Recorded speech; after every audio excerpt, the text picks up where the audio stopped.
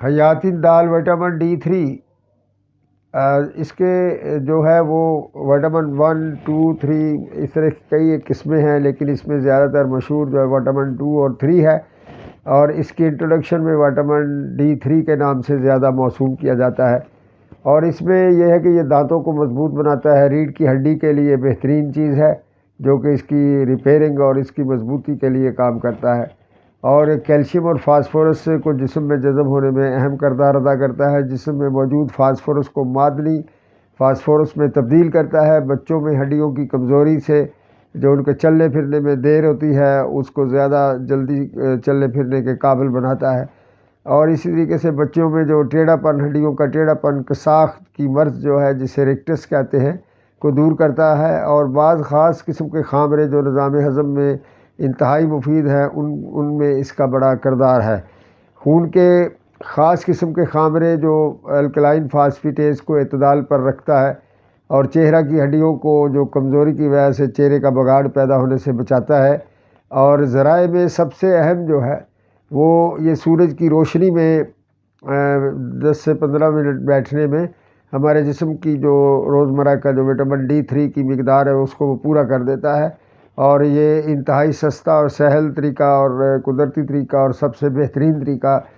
سورج کی روشنی میں 10-12 منٹ یا 15 منٹ کا سٹنگ کرنا ضروری ہے۔ اور اسی طرح سے جو حیوانی ذرائع میں مچھلی کے جگر کے تیل میں، انڈے کی زردی، مکھن اور پنیر اور بلائی اور گری کھوپرا وغیرہ اناناس میں وٹامن D3 بکثرت پایا جاتا ہے۔ دیگر عام طور پر بچوں کی خوراک میں مصنوعی دودھ اور جو بنسپتی گھی جو تیار کیا جاتا ہے اس میں بھی وٹامن D3 کو مصنوعی طریقے سے جو ہے وہ انڈسٹریل لیول پہ تیاری میں شامل کیا جاتا ہے۔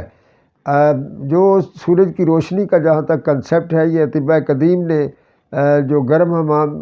کے طور پر اس کے نام سے بھی سورج کی روشنی شعاؤں کو حاصل کرنے کا طریقہ کار ذکر کیا گیا ہے، اور اسی طریقے سے اس سے استفادہ اور بیماریوں کے علاج کرنے میں معاونت ہوتی ہے۔ اور جیسا کہ یہ جو سورج کی روشنی میں بیٹھ کے جسم کو تیل کی مالش کرنا اور